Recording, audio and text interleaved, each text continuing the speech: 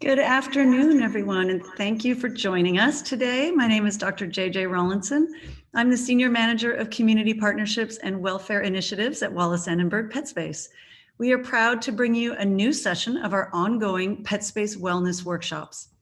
This series is designed to directly help you strengthen the human-animal bond between you and your pets through the guidance of animal experts who will explore practical, everyday issues for pet parents. We are happy to welcome Dr. Jessica Waldman, who will be sharing insights on keeping our pets moving and staying healthy, even from home. We will begin the presentation from Dr. Waldman and we'll have time for a Q&A session afterwards, so please hold your questions until then. Before we begin, I'd like to remind you that we are currently offering on-site adoptions by appointment only and have a lot of great upcoming programs, including an exciting Animal Matters session next week. I'll share more on that after the session. You can take a look at our website and Annenberg PetSpace for more details. Now we are pleased to welcome Dr. Jessica Waldman, a veterinarian, certified veterinary acupuncturist, and certified canine rehabilitation therapist at California Animal Rehabilitation, also known as CARE. Dr. Waldman realized that the unique collaboration of a physical therapist and veterinarian would provide optimal pet therapy outcomes and founded California Animal Rehabilitation in June of 2007. Dr. Waldman and her team are fantastic partners of ours at PetSpace, and they help us care for our adoptable pets. Please join me in welcoming Dr. Jessica Waldman. Hi. Hi. Thank you so much, Dr. Rawlinson, and thank you so much to Annenberg PetSpace. It has been a real pleasure being a partner, watching PetSpace grow from its inception to the wonderful community leader and educational group that you are. And I appreciate you having me be part of this today. So thank you, thank you, thank you. The pleasure is ours. Okay, so should we get into it? Should we do this? Okay, here we go. Let's do it.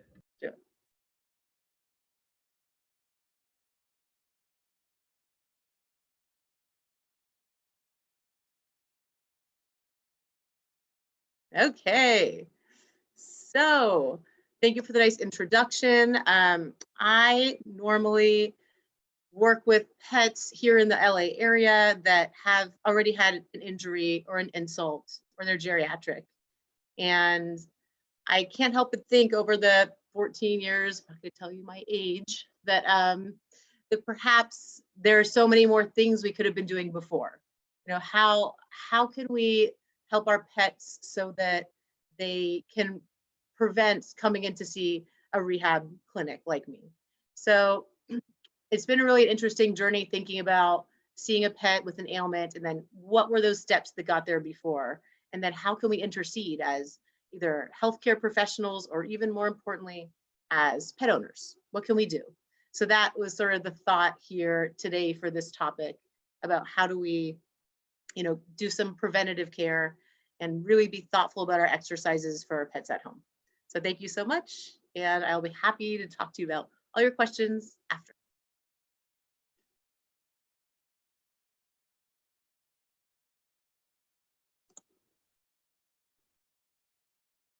It's coming. Okay. So what are some factors that might affect what exercise is proper? So obviously, one size is not fit all for exercise, not for the humans like us, and definitely not for our pets. So, a cute, super chunky pug with a flat face, like this guy right here, who might be overweight, is his exercise different? Definitely, what's appropriate for him. So breed definitely affects proper exercise. Dogs that have that flat face, like this pug, we call them chondrodystrophic breeds, or they just happen to be predisposed to issues breathing. Definitely breeds with joints that kind of go different directions, like maybe a basset hound. Maybe those kinds of dogs are going to have different kind of needs. Toy breeds versus giant breeds. Age is not a disease, we always say, but age matters. So, when you're young versus when you're old, as a dog or as a cat, there's all sorts of different variety of things your body can tolerate, and things that are good for you, things that aren't. And we'll talk a little bit more about age in a second. Weight, that's one of the things that's the easiest to control. And usually our veterinary partners are really good at talking to you about proper weights for your pets. But remember, an easy kind of rule is if you look at your pet from the top, you should see a little waist. And also if you feel your pet, you should be able to feel the ribs. So if those two things are happening, your pet's probably in a good weight state. Otherwise, cut the food. I know it's COVID, but you got to eat less. So coexisting medical ailments definitely plays a role. Does your pet have a heartwormer or does it have severe heart disease? Does your pet have an endocrine disease that affects its steroids inside its body so it can't respond to stress? So definitely all these things are important at affecting the kind of exercise that's appropriate. And then what is your pet's orthopedic and neurological history? This is a pretty big difference too. So a pet may have had a history of back or neck pain in the past. To me, that always affects the exercises going forward. If the pet has had a fracture or a bad injury, or even had an ACL tear or the ligament tear in the knee, that most common injury that dogs get, and whether they had surgery or not, that always affects proper exercise going forward. So we have to be really thoughtful about what happened in the past. And then there's this thing that's really interesting, which is, how energetic is your pet? How is your pet in pain? This is like one of those things that I feel like is so hard for pet owners who love their pets so much. And it's so hard to figure out, is my pet in pain? Because if we don't know if your pet's in pain, how are we going to properly exercise our pet? So I'm just going to think for a second about think with you about how we can tell if our pet is in pain, just for a moment. Okay, so this guy's sad because something hurts. So anyhow, pain signs. So these are amorphous in dogs. How many times do people come to our clinic and say, my pet isn't crying, my pet is not in pain? They don't cry. I hear pets cry once every 3 months, but they're in pain. So how can we tell? Let's just go through a list so we can keep that in our head about a checklist. How's a pet painful? Okay, first thing would be around their walks, because most of us with our dogs are bringing them in some version of a walk or an outing, we'll call it.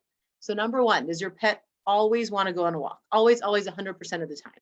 If it's not 100% of the time, I start thinking that's a check mark, possible pain sign.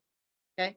Number two, is your pet's enthusiasm or pace in the beginning of the walk the same as at the end? So if there is a disconnect there, meaning your pet is starting off extraordinarily enthusiastic, halfway through the walk, you have to encourage your pet to keep walking. That's a hint right there. Your pet might be in pain. Number three, when you get back from your walk, is your pet still walking around and interested and engaging? Or does your pet need to go within a minute or two, drink water, and lie down right away? If your pet goes for a walk, comes back, lies down right away, that's to me, a very high pain sign for a pet. Then there's differences in activity. So let's say your pet used to jump all the time on the couch. Now they don't, or into the car. That's a really good idea for you there too. Also, do they change how they posture when they go to the bathroom? Maybe they used to stay in one place and now they have to walk. Maybe they do it more standing up and they used to crouch more. So those are all pain signs. And here's something for some reason, it's hard for us to just always grasp, even for me, but if your pet is limping, it is a pain sign. A limp is a sign of pain. So let's just say there's a really common ailments in dogs. A lot of it is joints, like knee issues, and a lot of it is spinal issues. Those are kind of like the two giant categories we see. If you pick up a small dog and they yelp, pain sign. So I just want to make sure we're thinking about these as you're going through your thought processes through your pet's life of what's appropriate and when. Because if you see these pain signs, you'll have to backtrack, rethink, and regroup on your exercise. Okay, so here comes ageism in dogs, but it's real. So there are differences. So there's, first let's talk about the pictures because they're so cute. Okay, so the first dog with the pink tail is Sneakers Waldman. That's my wild dog. And she's in the young category. And so she's extremely active, perhaps a danger to herself and all around her. She's so active. And so she's the young category. Okay, and then we have this handsome lab who's standing up getting acupuncture by Medusa's stone wall. And, that's Dr. McAfee. at care. This is Halloween, we just thought to post a little Halloween picture. So that's what happened to the pets who came in to us on Halloween. They were treated by people in strange costumes, but he's a middle-aged dog. So he's getting acupuncture right there.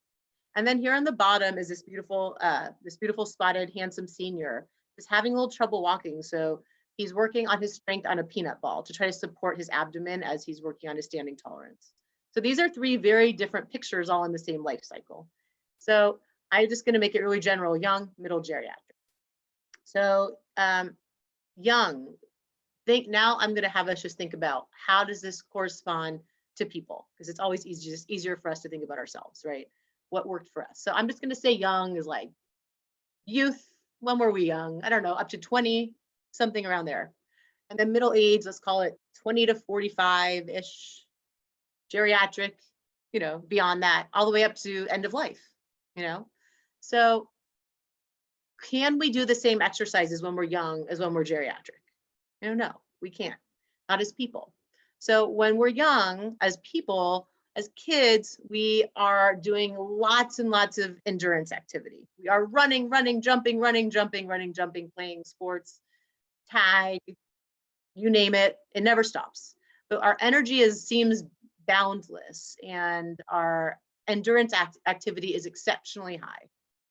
Okay, now you scroll into humans in the middle age, and now we still have some good energy. We still might want to do some endurance, but we're realizing that things are catching up with us a little bit. So if we don't promote our body in other ways, we're not going to stay healthy to be able to do those endurance activities we like. So as an aging athlete myself, if I still like to play beach volleyball, but what do I have to do to support it? Now I have to lift weights or do stretching. So I can't just go out and play and throw my body all around like I used to, because I need to do things to support my body from a strengthening perspective. And I also can't do the amount of endurance I did without injury, as when I was young. And then geriatrics. So geriatrics, really, the endurance activity goes down to nothing, almost nothing or very little, meaning walks, jogs, runs, contact sports. I mean, we're not seeing 90-year-olds hitting each other on the football field anymore. So, but they still need exercise. And what kind of exercise is it? So if you think like that, and then you put your animal in these categories as they go through life stages, you'll have more realistic expectations. So if you think to yourself, wow, Joey used to play ball and run forever when he was 2 and he's 5 and he doesn't do that anymore. That's right. Joey doesn't do that anymore because Joey already has some issues he's dealing with at age 5. That's normal. That's a middle-aged dog. So I don't know where we exactly cut off young, middle, and geriatrics, depending on the size of the dog. A larger breed becomes a geriatric earlier, maybe around 6 or 7. In the giant breeds, maybe 4 to 5. In our middle-sized breeds, and our younger dogs, maybe a little bit older than that. But just let's keep that in mind because age does matter. So here we'll talk about 3 kinds of general categories of exercise. So we talked a little bit in that last slide about endurance activities. So for people, what are our endurance activities? We run, we walk, we cycle, we swim, we hike, we play sports, we sprint. So again, these are the things that we're just full of when we're younger. They still exist when we're middle-aged. And when we're geriatric, it becomes quite less. How about a dog? What is a dog's endurance activity? They run, they fetch, they play, they swim, sometimes they walk, but they might hike. But the things that dogs are doing for endurance is most of the things that everyone comes into their head thinking, this is how you exercise your pet. But my excitement in talking to you today is to tell you that this is only one of the categories of exercise for your pet and should not be the only one and should definitely alter as your pet ages. So that's kind of the goal here. So how about strengthening? So for us, weightlifting, Pilates, yoga, all sorts of band things that torture you. There's so many strengthening activities we can do for ourselves. But now we're looking at a dog.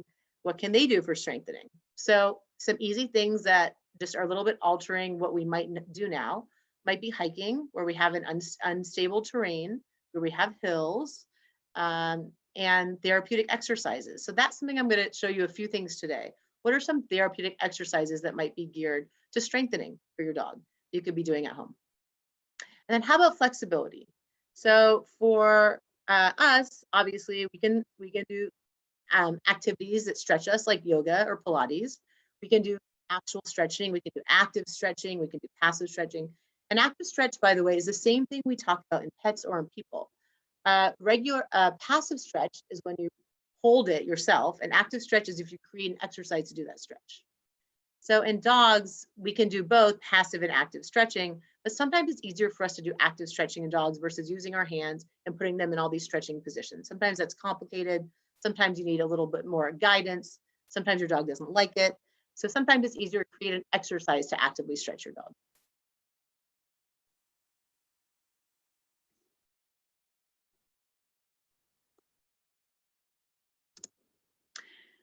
So I'm going to add one type of exercise to the three categories we just talked about. We talked about strength, endurance, and flexibility, and I'm going to add balance and body awareness.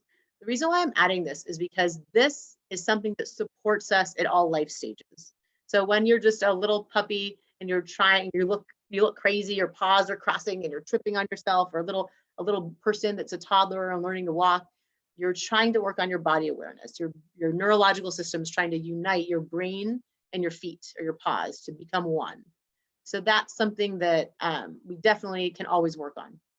That can help us when we're a puppy or we're a little person. That can help us in our middle age to stay swift on our feet. Could definitely help us when we're a geriatric, because when we see that curb and we don't want to trip on it to have a fall, because fall risks in dogs are as important as they are in people. So balance and body awareness is important for all of our life stages. And then strengthening. So we talked about strength, we talked about endurance, we talked about flexibility. So let's talk a little bit more about these exercises and some examples and how we can do them at home. Okay, so we talked about balance and body awareness training. So basically, there's something called proprioception. This is something that vets talk about all the time. So it means, where is your body in the space? So sometimes you've probably noticed this about yourself, or you might have noticed this with other people, but if you have good proprioception, you might not bump into things as much. So maybe you walk by someone in the hallway and you quickly turn your shoulders and avoid them and you don't hit them. Or maybe you're more adept at getting up the curb where your friend seems clumsy. So this is kind of how your brain is always sending signals through the brain, down the spinal cord, down the legs, into the feet or the paws, and trying to make that feedback connection back and forth. Your paw touches something or your foot touches something, it sends a signal back to your brain. It's a coordination issue. So joints have these these little sensors in them as well. So, and your neurological system does. So your whole body is trying to figure out where you are in space all the time. And this is definitely one of the most important concepts of exercise you can do. So here we talk about how it improves stability, it improves limb or paw placement, and then definitely how it improves the ability to make a sharp turn or to negotiate an obstacle. So one idea that's quite simple, that's so good to do from all ages, because remember, balance and body awareness training is an all age kind of exercise concept, is toe tickles or sensory stimulation. So if you take the paw of the dog, there's different nerves that innervate this side and there's different nerves that innervate this side. So we want to make sure we stimulate all different parts of the foot. So you can use something like your fingers and you can tickle, tickle, tickle the webbing in between the feet like this. And you can also definitely go around the toenail. You can scratch, you can go in between the paw pads, and you want the dog's face to realize you're doing it. So you don't want to do it so lightly that the dog's falling asleep or doesn't know. The point is right now I'm not thinking about my hand, and right now I am thinking about my hand. My brain's like, what are you doing? What are you doing? What are you doing? So the whole point in these toe tickles or sensory stimulations are to try to make the brain really focus on the foot. What is it doing? Why is it there? What's happening? The more the brain establishes a connection for the paws, the better the pet is for balance and body awareness. So it's not just a matter of playing with the feet to make them comfortable for a veterinary visit. This is about stimulating the foot, stimulating the nervous system, and trying to make it almost super reactive so that when that foot or paw touches something, tons of signals are going to the brain. I know it's happening. I know where it is. I understand it. I'm off balance. Let me fix it. So you don't only have to use your hand for these toe tickles or sensory stimulations. You can use random objects. So some people at care when we have a neurological patient that we're trying to improve their sense of sensation or how they can feel their feet. Sometimes they'll use an electric toothbrush, and they'll use it and they'll kind of tickle the feet. But also what they might do is use any object. So you can use a pen, not the pokey part, and just tap. The point is the brain gets used to activities. That's why as we age, we always want to think about learning new things, learning to polka dance when we're 80, so we always want to learn new things. The neurological system needs to keep being challenged. So what can you use? Any object that you're tickling, you're touching, you're dealing with sensation, and you're trying to stimulate that brain and body connection a little bit better for the feet. So how often to do this? As often as possible. There's no upper limit on proprioceptive training or sense of self training in feet or paws. So that's a really easy thing to do throughout your whole pet's life. And strangely, when we have pets come in and they're paralyzed or they've half lost the ability to walk, I always say to the owner, if you 20 times a day tickle, pinch, tickle, pinch, tickle, pinch, so that your pet knows it, within 7 days, your pet will be more reactive and pull the paws away, which will translate into your pet not tripping on its feet better. And it's amazing how well that works. So you can try it with your own pet at home. So anyhow, now I'm going to show you another exercise you can do, cone weaves. So cone weaves are a combination of proprioceptive training, or where is your body in space, and core. Okay, just like the human world, we're like core this, core train this. We all got to get a stronger core. Okay, so same thing with pets. It's got to be core all the time. So you have a knee injury, you have a hip injury, you have a shoulder issue. Make the pet's core stronger. So I'll show you. Core will be incorporated into all the activities we're going to do. But I'm going to show you, in particular, cone weaves, when the pet is actually turning their spine like this as they're going around an obstacle, core strength. I like these slow. I like the pet to have to really engage it and think about it. So that's a really helpful thing to do. And as you're weaving through any obstacles, it's a body awareness training. So that's why this is really easy. You can obviously grab cones from Home Depot, which is where our cones are from, but you can also, look in your yard or on your street, use tree roots on the ground as an obstacle to walk over, use trees, along your sidewalk, and do some thoughtful meandering. Make sure your pet's paying attention. And this is a really good exercise to do at home. So I'll show you cone weaves first.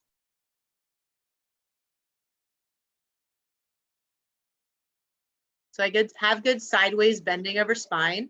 And here we have our cones, our poles on the ground for her, because this is an exercise in her contemplating, where should my foot go? Can I walk on that obstacle? So I really like that Lucy, this adorable shepherd, is thinking about how, I see that obstacle on the ground. I need to make a connection and connect with my foot high enough to lift it. This isn't like a high range of motion exercise with a high obstacle course. This is just brain and body awareness training. And this is also good for dogs of all ages because it's not as physically challenging. It's more of a mental exercise for the brain to connect. That's one exercise I really love. In terms of reps and sets, this is all those factors we talked about in the beginning affect reps and sets for everything I'm talking about today. So obviously if they're in pain, if they're younger, older, if they have pre-existing issues, but I would say if the pet is able, this is a good exercise for them, then I would probably do with Lucy, maybe 5 to 6 passes, and then I would break. And then I would do 5 or 6 passes, again, repeating 5 or 6 passes 3 times of an obstacle course that short for her. And I would do that probably 4 to 5 days a week. So that would kind of be a general idea for reps and sets for these cone weaves onto a little obstacle course on the ground or walking over something for proprioception and body awareness. Okay, now this next exercise, these little cones with the poles in between are called cavaletti poles. You can make them, you can buy them. You can create any version yourself. I've seen all sorts of creative things clients do, how they make their own cavaletti poles at home with chairs and broomsticks and all sorts. I'm like, how do you have that many tools? But anyhow, there's lots of ways you could do it. But this exercise is when we might raise the poles a little bit higher. If the pet isn't in that really young, healthy category with no issues, then I really wouldn't ever raise it higher than the elbow or the knees. So in this case, Emma, hers is about at wrist or ankle height because she's a geriatric dog. So we're working on proprioception.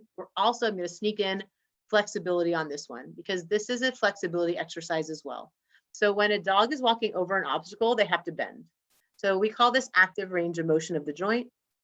So versus passive range of motion, here I'm doing range of motion for the dog. I'm holding. This is active range of motion where she picks it up and she has to bend her wrist and bend her elbow or flex her joints. So this is an exercise that's focusing on balance. It's focusing on sense of self and body awareness. And it's definitely focusing on active range of motion for her knees, her ankles, her elbows, and her wrists. So this is Miss Emma. Watch her do her thing.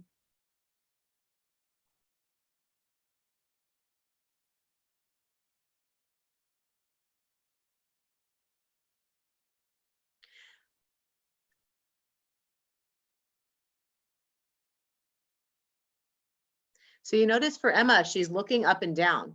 She has to look at those obstacles or she's going to fall.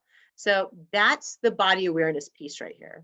She has to be aware that those obstacles are there. Now she's making brain and foot and paw connections to help her throughout her life. So that's really the goal of this exercise for Miss Emma.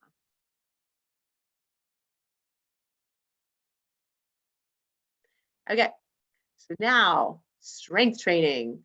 Okay, this is fun. Now this, oh my gosh, I think I've created 250 strength exercises for dogs because there's so many things you could do. Now, sometimes your dog might not be into that, or you might not have the skills to teach your dog that. I totally get it. But there are ones that are easier and doable and not as hard. So I tried to highlight, well, okay, one of these is a little harder, but I tried to highlight some ones that I really like. But honestly, all this stuff with pet exercise is just about being creative and understanding the concepts. Do you understand why you're doing the exercise? I always tell clients, don't just exercise them. Think, what is my goal? What is my purpose? How long can my pet be at a dog park? Is that appropriate for my pet? Just be thoughtful about it. So, and the other thing I was going to tell you is with all exercises, how to monitor if it's too much for your pet during the exercise itself is really helpful too.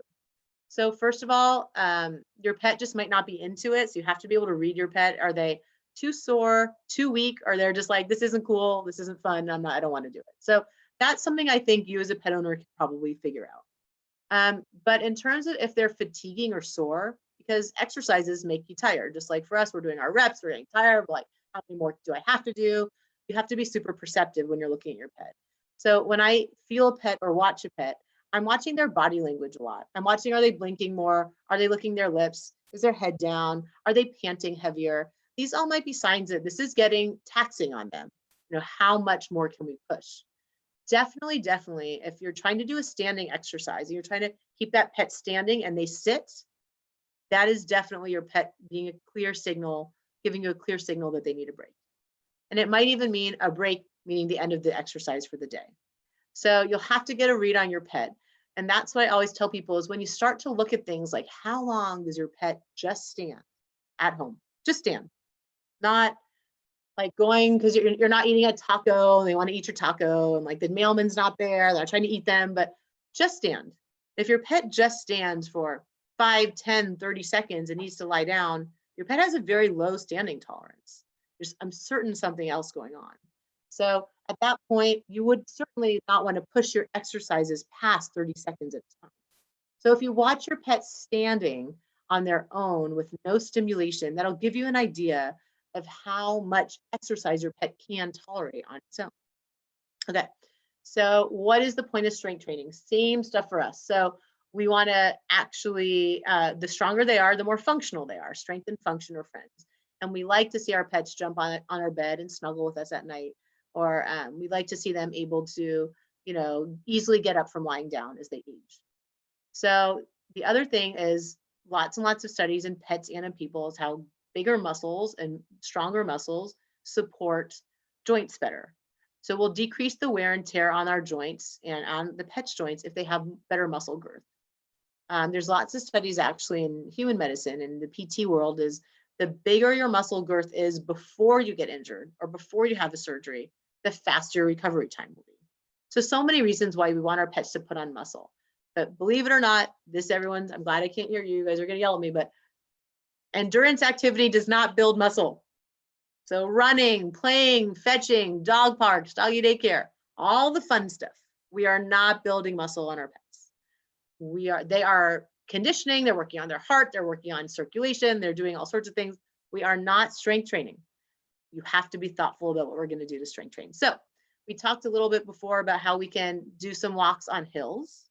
You can always go like diagonally up one way because the bottom leg on the downhill will have more stress on it. If you want to focus that left hind leg more, maybe you'll go up this direction.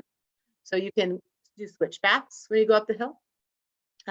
I love deep sand or gravel walks. When I first started to do rehab, I'd prescribe sand walks, the deep sand for everyone. And all the clients were like, well, our pets can't go on the beach. And I was like, I'll write you a note. I don't know if it really worked, but I did it. So I was like, oh, you're testing your vet wanted your dog to walk in the sand. It's fine. But I love sand walks. When your pet, that is such a good activity. It works on proprioception and stabilizing and body awareness. And wow, is it a great strengthening exercise. If you haven't walked in the sand recently, go walk for an hour in the deep sand and see the next day what a strengthening exercise that really was. So it's great, great, great. And we do have some sand around and I'll write you a note. Okay, so see if you can do that. But even gravel or bark, anything a little bit unstable is a good strengthening exercise for your pet. Another example that I didn't show are sit to stand exercises. Now, if your pet has a sideways sit, like sit and then booty out to the side and a leg out, please don't do sit to stand exercises like that because you're really doing a one-legged sit to stand, which is not helpful. You're going to stress and build up the joints on one side and you're going to ignore the other. So if you can get your pet to sit stand quickly, my recommendation is the second they sit, ask them to come. The second they put their rear end down, come. And they don't have time to sit and shift into that lazy sideways sit. So if you're going to do sit to stand exercises right away, sit, come, good, and then always treats to reward it. So if we do that several times, that's great for, same thing for us when we're doing like chair sits and up, like squats on a chair, sets a lot of glutes and quads, which are great for them to support their knees and their hips. So in terms of reps and sets for sit to stand exercises, I would say, it totally depends on the range of our young dog to our older dog with all those issues they might have, but I would say 10 sit to stands, repeat 3 times. Remember looking for all those pain signs. They don't want to, they sit sloppy, they lie down and give up. They're giving up, they're done. There's a reason. So just trust them. They're not going to tell us other than their little tiny postures or behaviors are going to tell us. So I always think to myself, and I always tell our clients, if something doesn't look right, there's a reason.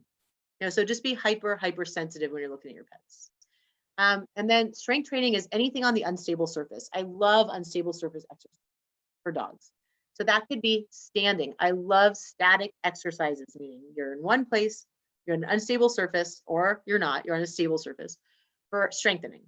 So I love, honestly, just standing balance. And we talked about how long can your pet stand on its own?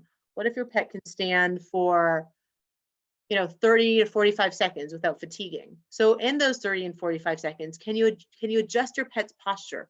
Pull the leg that's out too far to the front, back a little bit. Put this leg up a little bit. Try to make them look like a rectangle, how a dog should stand. And can you just tap them side to side? Tap, tap, tap, tap, tap, tap.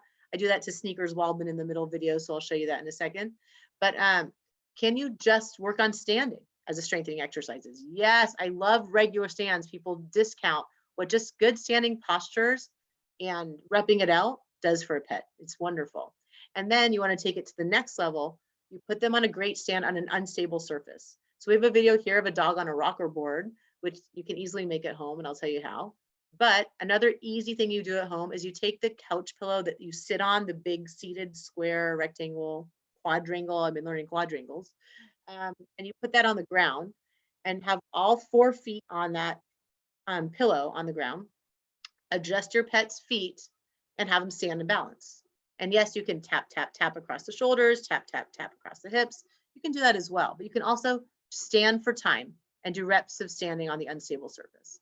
So that's easy at home, but I love strengthening at a stand. If it were my preference, I would not do moving strength training. If I had to choose one or the other, I would do all standing strength training using unstable surfaces, using inclines, bringing the front feet up. So in the middle video with Sneakers Waldman, I have her front feet on an incline, which is an aerobic step. I have her hind feet on a dynadisc, which is an unstable surface. I love static strengthening exercises. They're my favorite. And you don't have to be super skilled to do this. You just need some good food, some good treats, some good rewards, and they'll perform for you. Okay, so another example is sidestepping. So I'm going to show you sidestepping with Miss Sadie.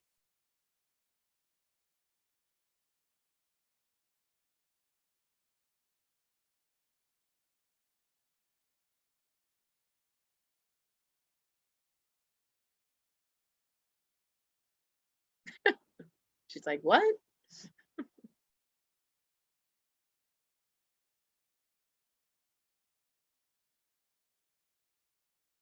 Okay, you couldn't hear the music, but the music was freak out.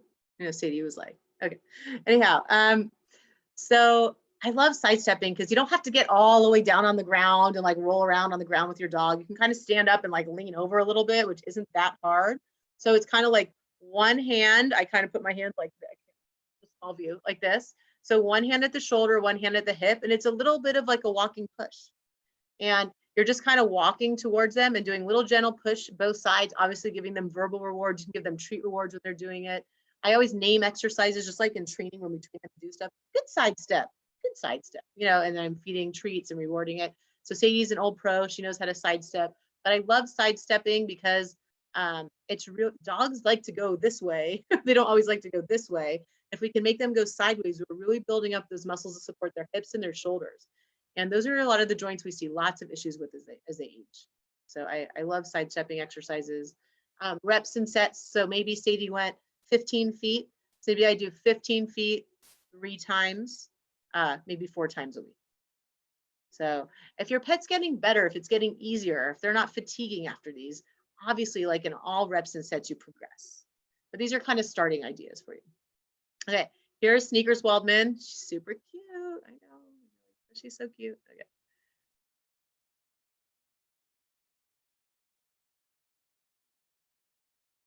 So I'm going to shift her weight across her shoulders back and forth without making her take a step. So I don't want her to take steps. I'm just shifting weight side to side. So I made this hard for her with the unstable surface in the hind and the feet on an incline in the front. This works on a stable surface, or this works with all 4 feet, all 4 paws on an unstable surface. I'm going to show you guys that one more time. I'm going to show you one more thing. So I tried to correct her posture before, which you didn't see the video, and I tried to put her feet in what looks like a rectangle. So the front feet are more even, and the hind feet are under the pelvis, or right under, you know, where the hips are. And then I do my exercises from there. And I'm tapping enough where I feel her rock against me. And you can do quick taps like this, or you could do slow and hold taps. Okay, there's lots of ways, but I don't want her to adjust her feet. I want her to hold her postures. So these are really exercises for time. You know, so I'd like her to do these exercises for maybe, you know, maybe she can do it for 30, 45 seconds. She's in that younger category.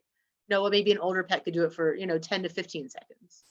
But then I'll also do reps and sets. So again, I do it probably 3 times with 45-second reps, as long as I felt she could tolerate it. So I'm always looking for tolerance.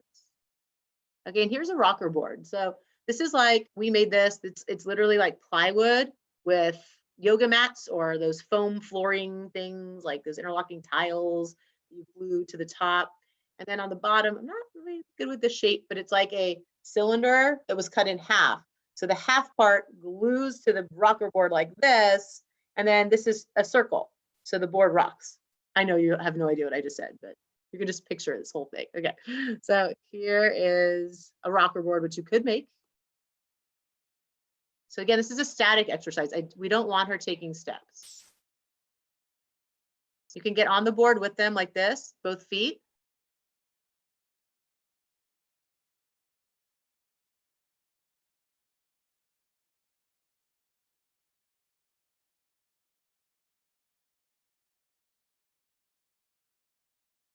Okay, so what do I like about this exercise? I like when it's random. I like that if your feet, as the person on the rocker board, if you're like do do do do do, and the pet gets used to the rhythm, then I like that you go do do do do do do do do do, and the brain's going, what, you know, what's happening, and the paws aren't sure, and the body is getting a little more tense, but it's really a great balance in core. Oh, core, we forgot to talk about. Okay, core. Okay, we're back. So all these 3 exercises are core exercises. Okay, this one that we are just doing right here with the rocker board. She's definitely having to engage her core. That's why if you go to the gym and you stand on an unstable surface as you lift weights, or you get on your giant ball and you do your weightlifting, that unstable surface is engaging your core. So undoubtedly she's doing that. Obviously, anything with an unstable surface is core engagement. So sneakers Waldman in the middle on the Dynadisc is engaging her core. And then sidestepping is a core engaging activity too. Something that's really cool that you can do even if you're just doing regular stand. Again, I love just standing repetitions for time. Love it. It's my favorite thing. Anyhow, what something you could do is you can tickle the tummy to engage the core. So here's the belly.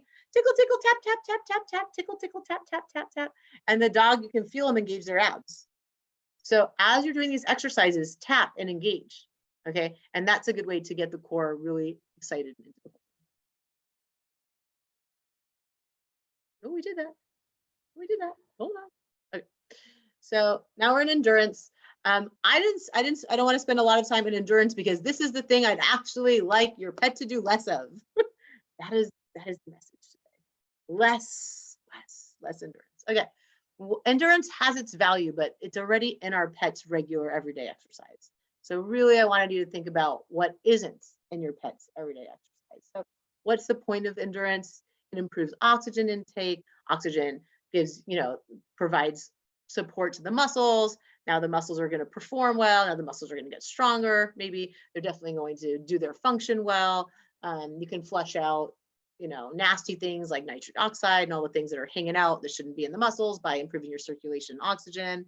So these are all great activities.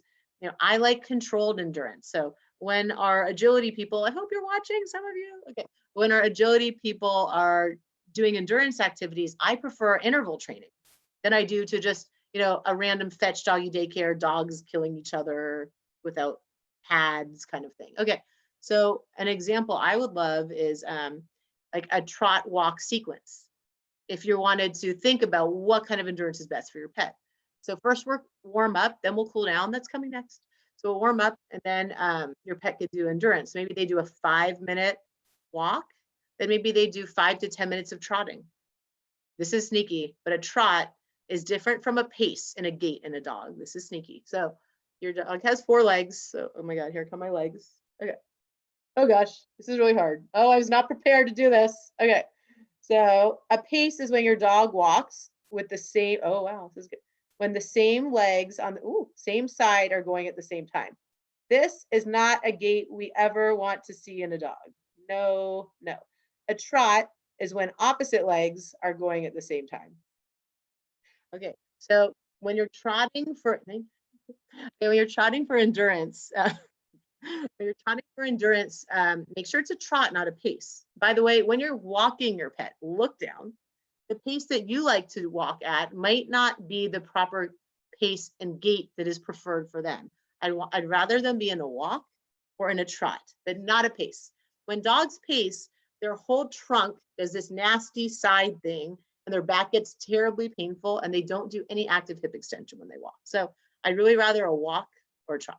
But anyhow, back to endurance. So if you were to do an endurance activity, it might be alternating walking and trotting. So I'd say like warm up 5 minutes of walking, then maybe do a trot interval for like 1 minute or 2 minutes on the clock. Then maybe you're doing 2 to 3 minutes of walking. You're doing a trot interval again. Maybe you repeat that 3 to 5 times, depending on your fitness, because you have to run with your dog. So that's a whole other thing. But I do like that. I like that that's thoughtful. And I like that you're thinking now, what percentage of time of my pet's overall activity should be endurance? I'm going to just throw numbers out there that are just numbers that have no backup in the world other than what I'm thinking. But how much should your young dogs do endurance activity? I'm going to say they want to do it 100% of the time. I would say 60 to 70. Okay. And 40%, can you find a way to do some strengthening activities for your dog? Can you find a way to do some balance and sensory stim and proprioceptive activities? Can you find a way to do some active stretching, which we'll talk about in the next slide? Okay, so how about those middle-aged dogs, everyone in the middle? I would say maximum 50% endurance, but I'd really like to see more like 40% of that. So that means if your dog's only going to doggy daycare and they're 5, they're only going on walks, change it. Okay, do less is more, bring in some other things. It's also really fun bonding. Your pet thinks it's so fun to do exercises with you. It's like super, super fun. Okay. And then final stage, our geriatrics, I would say 0 is fine with me for endurance, like none. When people say, oh my gosh, I've been walking them, I feel badly, they're getting older, they're getting weaker, they have a hard time getting up, they're losing muscle, I keep walking them, I always say, stop walking. I don't need them to walk. I need them to do strengthening exercises. Okay. So you can, if your pet tolerates it, you can do some endurance activity when they're a geriatric, but that is not a requirement. And I honestly don't care at all. I don't feel like they need it. They don't get heart attacks and strokes like people do. They need strengthening exercises. So endurance, these are just kind of fun. I mean, I don't know if you've seen an underwater treadmill, but they're cute. This dog used to sing, but I don't have sound, but you can imagine her going, oh, when she's in the treadmill. Just kidding. Hold on. I lied.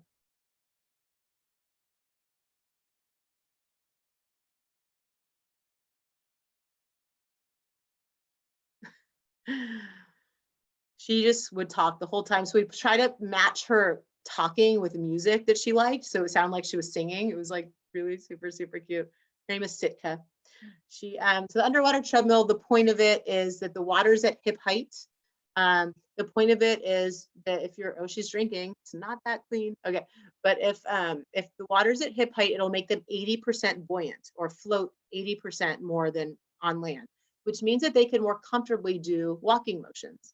So that means their active range of motion is better. It's also a little bit of strengthening because it's a little bit of resistance in the water. Also, there's lots of benefits for hydrostatic pressure on joints and on sore things. Like when you're like, I need to take a bath and I don't know why I'm just sore. There's reasons, okay, or why do we do lots of pool therapies in geriatric people? So there's just nice effects and benefits of just water pressures on joints and sore muscles and sore areas. And also it's a great conditioning exercise. One thing, there's a scientific study that shows the underwater treadmill will pull the hips back as the dog walks into extension, 15 to 20% more than they do when they walk on land. So now that becomes an active range of motion exercise, which is something really important. So this is running. This is just really because Sneakers is so cute. So it's really not, you just humor me. But she's so cute.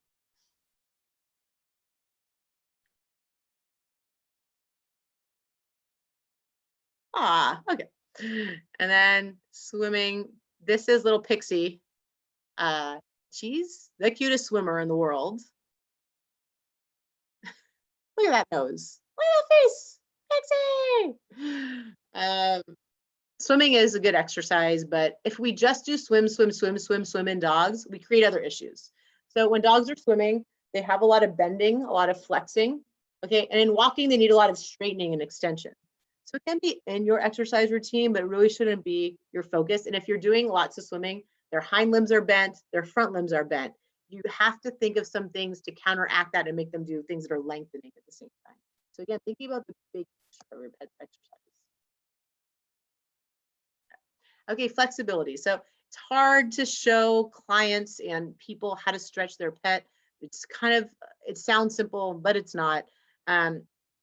I think it's possible. It's just hard. It's hard on videos also, but I think there's a huge benefit for flexibility. So one example here is a tricep stretch, which is a manual stretch. And then the other example is an active stretch. Remember I was saying it's just easier to have dogs do active stretching because you don't have to know your anatomy and be super sure you're not hurting them. So anyhow, the first one is a tricep stretch. Triceps are like 5,000 times the size of a person's tricep in a dog. They are just huge because they're standing on their triceps. So it's all the back part of the arm or that front leg. It's huge, it's built up. It gets nasty, nasty tension and spasms and all these things when they're have an issue with their back or their knees or their hips and they shift to the front. Triceps are super, super restricted. So in this case, we're putting one hand behind the elbow. So can you see the elbow is down lower? One hand is at the shoulder joint. So just like us, first when you do a tricep stretch for us, you bend your elbow, then you extend your shoulder, right? The tricep goes over two joints, two joints, the elbow and the shoulder, right? So it's two things, bend the elbow, extend the shoulder, okay? Same thing in a dog. We're obviously in manual stretching, I'm staring at their eyes and their face and their breathing. Anything that looks different is a pain sign. I pull my stretch back. I hold stretches for 10 to 15 seconds. I repeat 3 times, and I would do it about 3 to 4 times a week.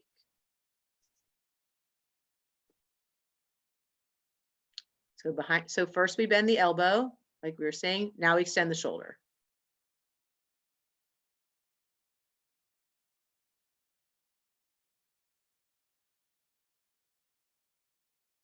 That's Maverick, he's so handsome. Okay, so, and then this is one of my favorite stretches. So active stretching for a dog. Everyone should be doing this. Your little puppy should be doing this. If your geriatrics can do this.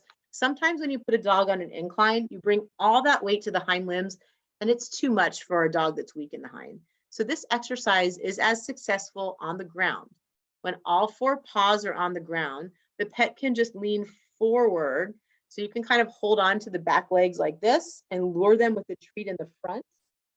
And so they can still reach and open up the angle. So if I'm a dog, oh gosh, I'm a dog again. No, I can't do this. So I'm a dog. If you're the dog's hind limbs, so here's the back and here's the hind legs. The goal here is to actively open the hips angle backwards. So the hind limbs will be behind the back. I don't know if that made any sense. You'll see it right here on this. So this is active hip stretching on an incline. You can do this on a flat surface as well.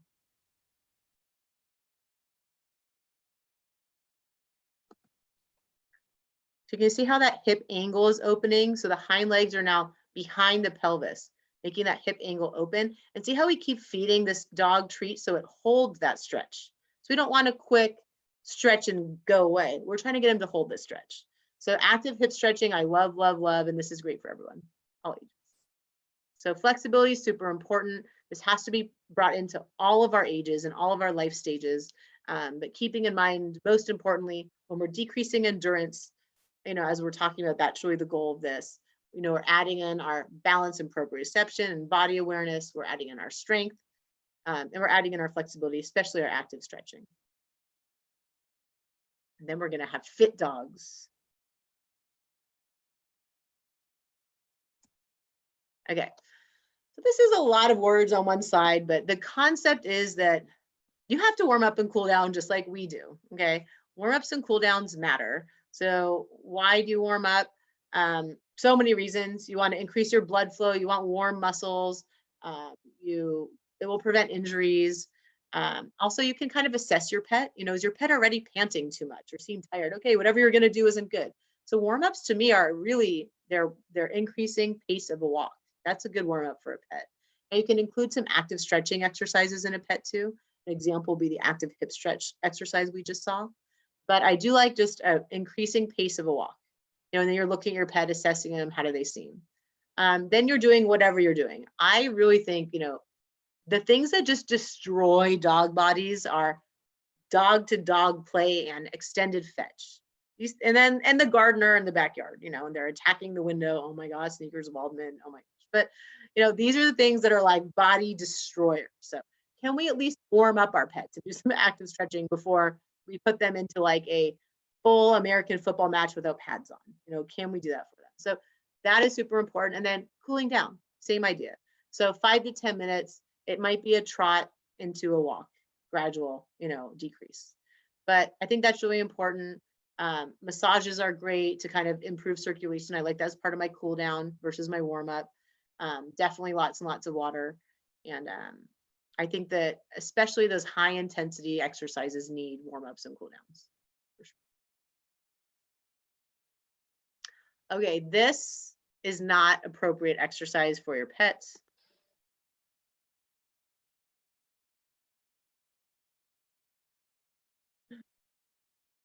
He's so crazy. He's having so much fun.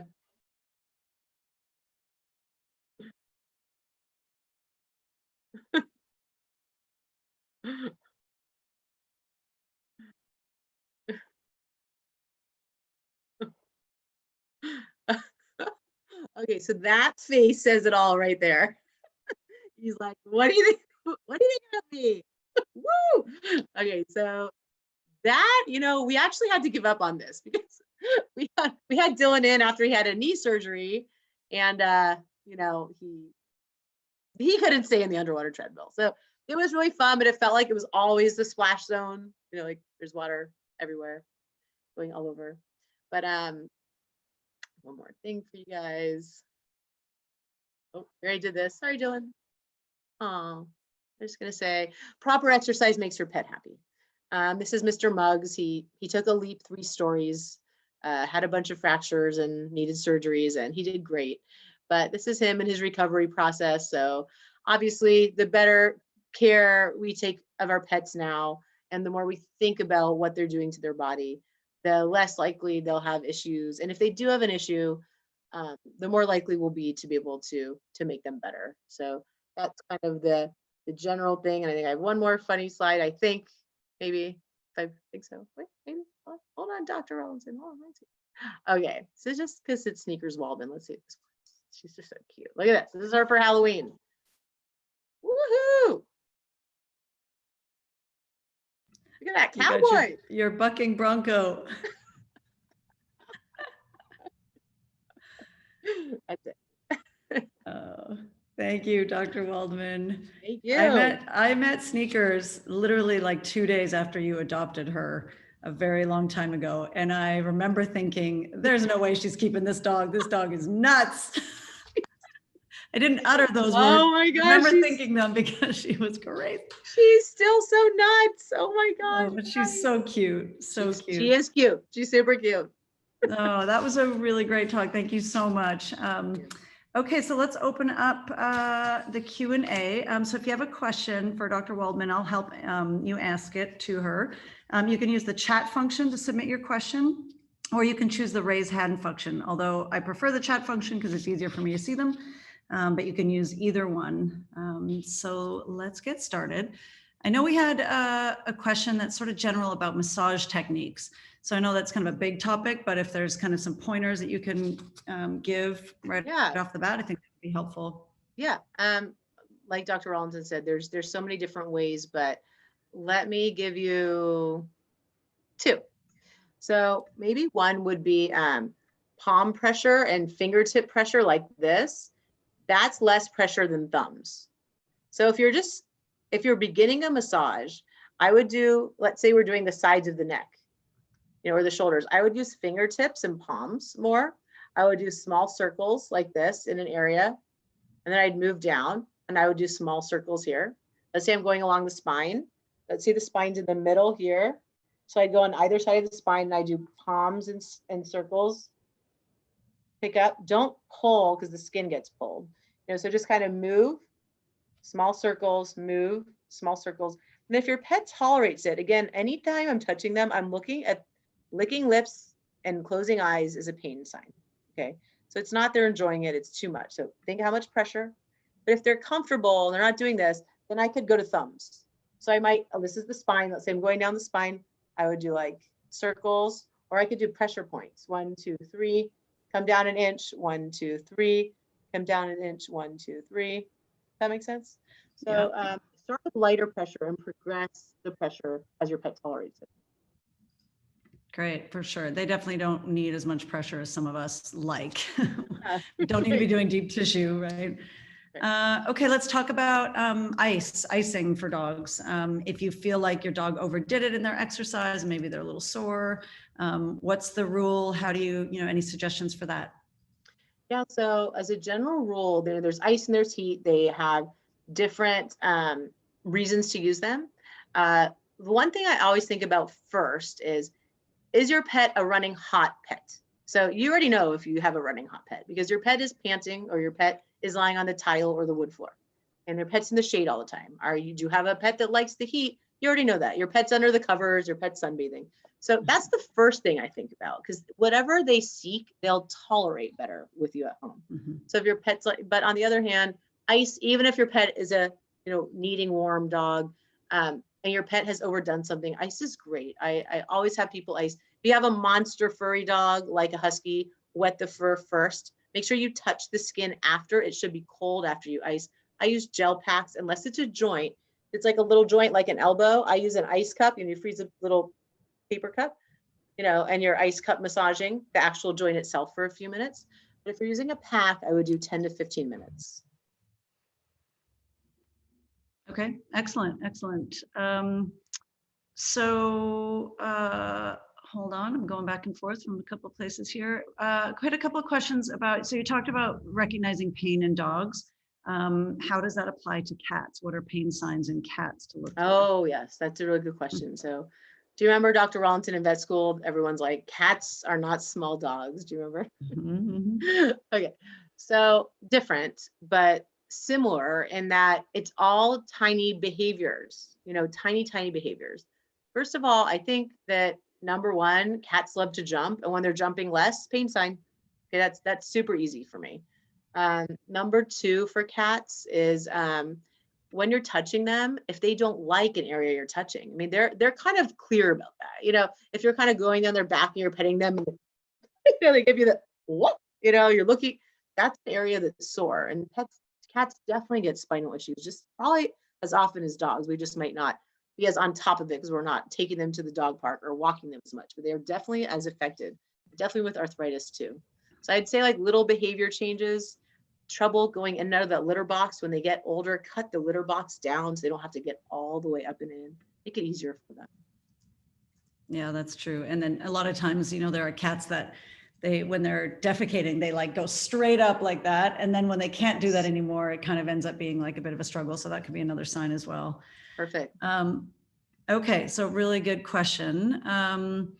So a lot of, there's some questions about when you see those older dogs and their wrist joints, their carpus kind of like bend and get really flexible, and they kind of lose that stability. What does that mean? And is that painful for them?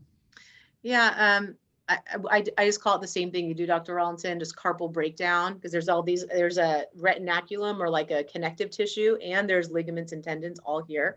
And from chronic weight shifting forward, the pet will just break down, break down, break down. So when they stand, they look almost too flat. Oftentimes, to be honest, that's not painful. And it's only like now it's turning into like a hypermobility or something that's too mobile. Those are not things I really focus on too much. What I really think is, why is the pet shifting its weight to the front so much?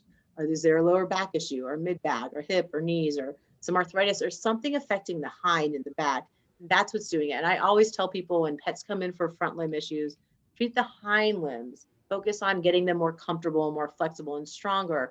And then they'll shift their weight naturally back to the hind limbs more, and your front limb issues seem to look a lot better. But I don't even brace these unless they're getting wounds. I just think that's just how it is. They got kind of stretchy, and I kind of treat the other issues. That makes sense. Okay, a couple other questions here. One, dogs that hop in the back legs, either up or downstairs, or they bunny hop as opposed to, doing your fancy little thing that you did. That was impressive. That was really good.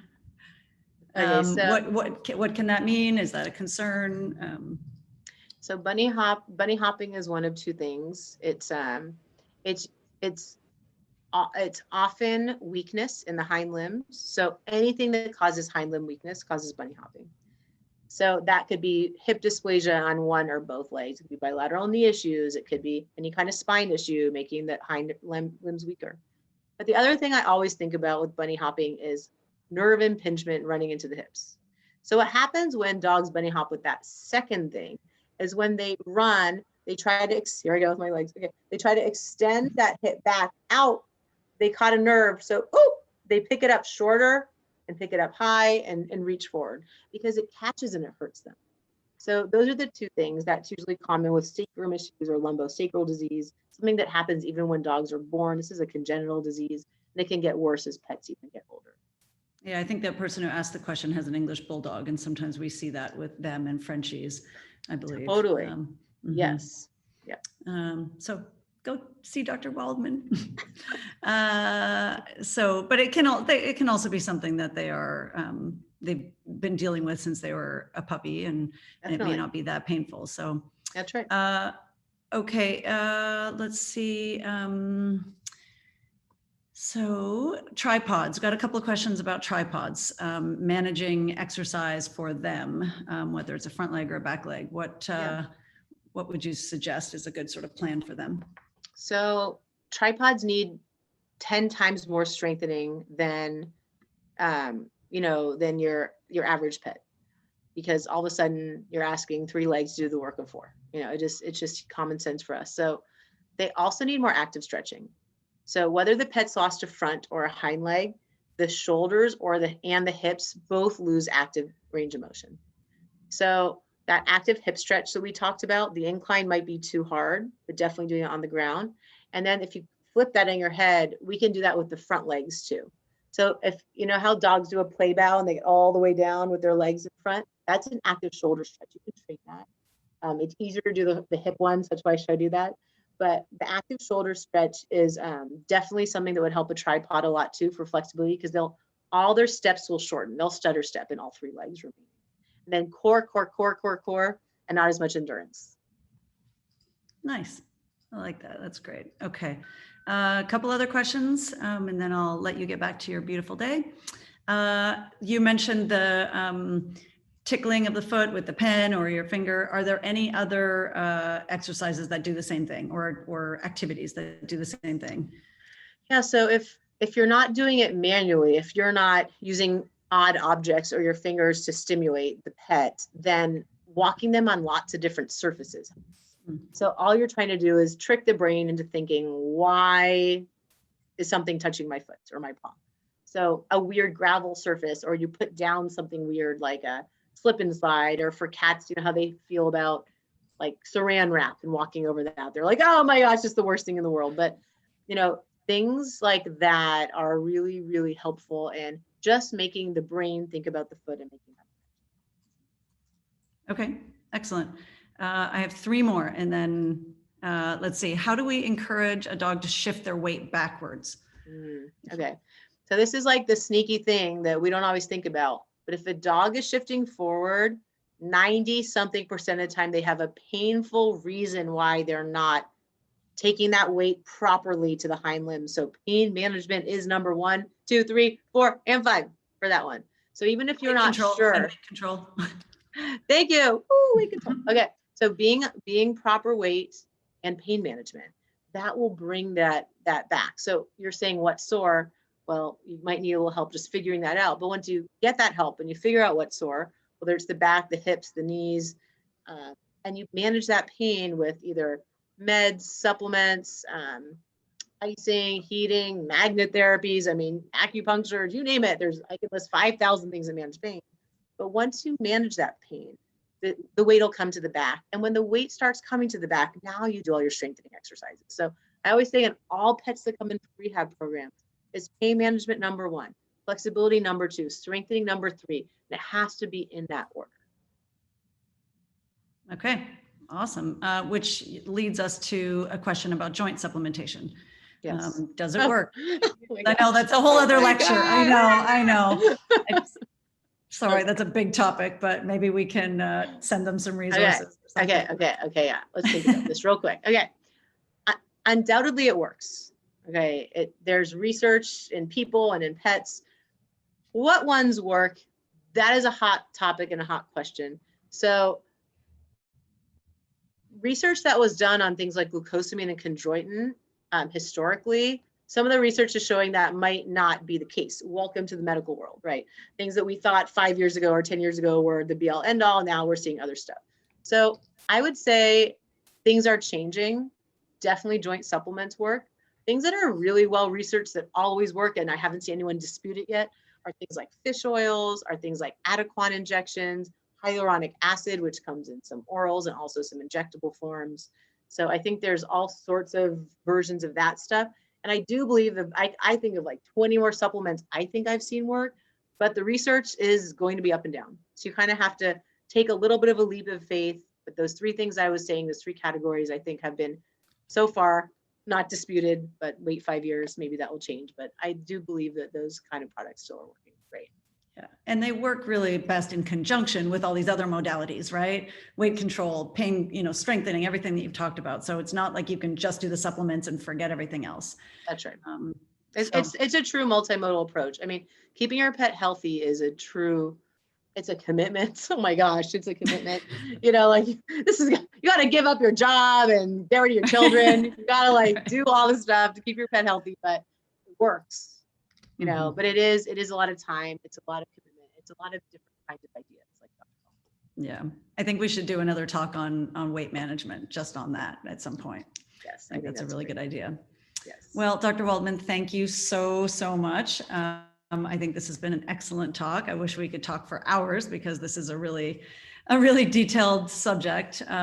So please, thank you to everybody for all your questions. I know I didn't get to everyone. I'm sorry. I know there was a lot of specifics, but we just are out of time. And in the chat, I think David is going to send you an email that you can email questions to if you'd like something that really needs to be answered. Before we wrap things up, I'd like to extend an invitation to some of our upcoming online events. Next Saturday at 12 p.m., which is a different time than we normally have these workshops, we're hosting a special virtual Animal Matters featuring Dr. Sandra McCune and Dr. Daniel Promislow. They are experts in the field of the human-animal bond. They will be sharing insights on how the relationship between people and pets provides a healthy balance as both age. Then be sure to register for our next wellness workshop on December 5th, focusing on holiday hazards with Dr. Tina Wismer, who's the medical director at the ASPCA Poison Control Center. She's going to help you prepare for making sure your pets have a safe and happy holiday season. All the registration information can be found on our website, annenbergpetspace.org, not .com.org. So thank you everyone for participating. Thank you again, Dr. Waldman, for taking the time to share all this great information. More information can be found at CARE's website as well. Thank you everyone, and thanks for your continued support of Wallace Annenberg PetSpace. Thank you. Thanks, Dr. Waldman. Have a great day, everyone. Thank you.